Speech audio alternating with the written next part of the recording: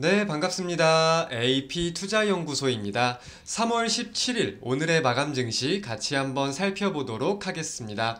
전일 미국 증시가 상승 마감한 이후 오늘 국내 증시를 포함한 아시아의 전반적인 증시가 긍정적인 분위기를 이어갔습니다.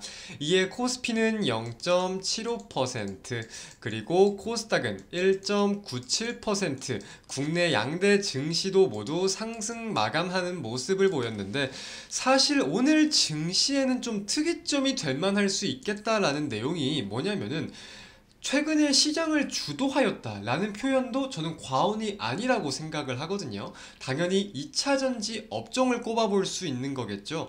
이 2차전지 업종이 전반적으로 약세를 보였어요. 에코프로비엠이 7.41%, 에코프로가 8.79%, 그리고 LG 에너지 솔루션도 3.99% 이런 식으로 전반적으로 약세를 보였는데, 그럼에도 지수가 상승 마감하였다는 점, 특히나 코스닥 같은 경우는 최근에 에코프로 시리즈가 지수의 상승을 견인한 모습들을 좀 우리가 인지를 하고 있는 상황인데, 이런 기업들이 눌림에도 지수가 시초가를 돌파하면서 계속해서 고점 경신을 하였다는 내용에 대해서 의미를 살펴볼 필요가 있겠습니다.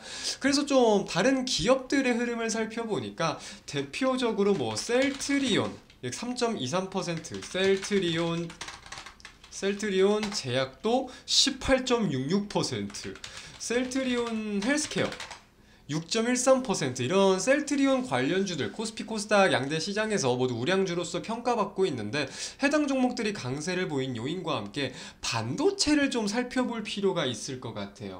지금 이제 해당 기사들을 좀 살펴보면은 K칩스법이 조세 소위 통과가 되었다, 그래서 경제단체가 일제히 환영한다, 이런 내용인데, 반도체 관련해서 계속해서 좀 호재가 연이어서 나오고 있습니다.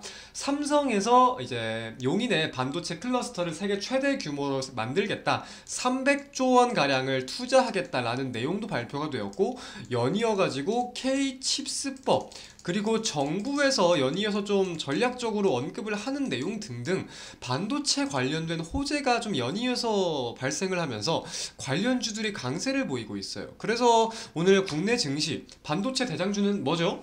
삼성전자입니다. 삼성전자가 2.34% 강세를 보였고, SK하이닉스 6.33%, SK하이닉스 같은 경우는 이제 1분기 실적이 바닥일 것이다, 이런 전망까지 나오면서 보다 상승폭을 키운 요인들도 살펴볼 수 있을 것 같아요. 그래서 반도체와 바이오가 강세를 보이면서 증시의 상승을 견인하였다, 살펴볼 수 있겠는데, 사실 국내 증시에서 어찌 보면 가장 비중이 큰 업종이라고 생각을 해요. 반도체는 당연히 가장 큰 업종이고, 코스닥 속에서는 당연히 바이오의 비중이 굉장히 크다. 셀트리온 헬스케어 모두 이제 탑10 안에, 시가총액 탑10 안에 드는 기업인데, 한번 볼게요.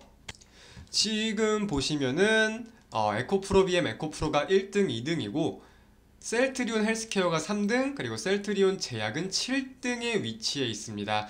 LNF도 이제 양극재 관련주인데, LNF 같은 경우도 2차전지 관련주로서 꽤나 6%가량 낙폭이 보였네요. 그리고 성일 하이텍도 그렇고, 또 2차전지 관련주가 첨보도 2.39% 하락을 하는 등등 모습들이 확인이 되었습니다. 2차전지 사실 양극재 관련해서는 최근에 굉장히 강세를 보였었기 때문에 당연히 눌림이 나올 수 있는 가능성은 우리 모두가 어느 정도 인지를 하고 있었을 거라고 판단이 됩니다. 근데 동시에 이제 유럽의 CRMA에 대한 초안이 발표가 되었어요.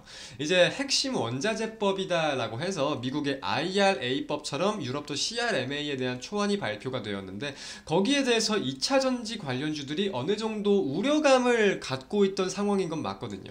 근데 이제 폐배터리 관련주나 유럽의 공장을 보유한 기업들, 투자가 계획된 기업들에 대한 수혜 전망들도 있었는데, 관련하여 가지고 주식시장에서 에코프로 시리즈들이 부각을 받은 내용도 있지만 오늘은 이제 재료 소멸에 대한 내용을 가지고 오히려 약세를 좀 보이는 모습이었다라고 판단을 할 수 있는 움직임이 아니었을까라고 생각을 하고 있습니다. 자, 그리고 FOMC와 더불어서 최근 주식시장에 굉장히 크게 불확실성으로 자리 잡고 있는 내용이 지역 은행들의 파산이죠. 관련된 우려감들이 좀 완화되는 모습들이 확인이 되고 있습니다. 스위스 같은 경우는 이제 CS의 재무구조에 대해 가지고 점차 위기가 확산이 된다고 할 시에 우리가 추가적으로 유동성 지원을 하겠다라고 언급을 하였고, 미국 같은 경우도 이제 대형 은행들이 추가적인 사태가 좀 발발될 것 같다라고 한다면 우리가 좀 지원을 할 의향이 있다, 이런 식으로 좀 뭐랄까, 이 대형 은행들의 지원책이 언급이 되었다는 점에서 관련된 일부 우려감들이 해소되는 모습들까지 확인이 되었습니다. 그래서 미국 증시가 상승 마감을 한 주된 요인도 해당 요인이고, 국내 증시를 포함한 아시아 증시가 오늘 강세를 보인 내용들도 사실 전반적으로는 이 내용이 가장 베이스가 되지 않았을까라고 판단을 하고 있습니다.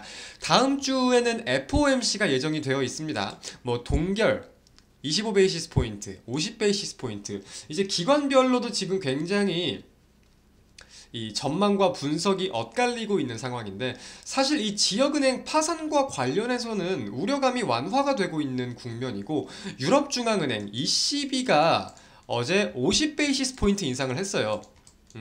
50배 이런 사태에 대해서 인지를 하고 있는 것은 맞으나 그래도 인플레이션이 너무 높다, 이걸 잡는 게 우선이다 라고 판단을 하였기 때문에 50베이시스 포인트 인상을 하지 않았을까 라고 저 같은 경우는 좀 시사를 할 수 있다고 생각을 합니다. 그래서 연준이 어떤 입장을 지금 고수하고 있을지는 사실 아무도 모르죠. 다음 주 FOMC 회의가 열려봐야 아는 건데, 연준이 과연 이 ECB의 기조를 동일하게 따라갈 것인지에 대해서 우리가 다음 주 회의 좀 주목을 해볼 필요가 있겠다 말씀드리면서 오늘 마감 증시 마치도록 하겠습니다. 한 주간 모두 고생 많으셨습니다. 좋은 주말 보내세요. 감사합니다.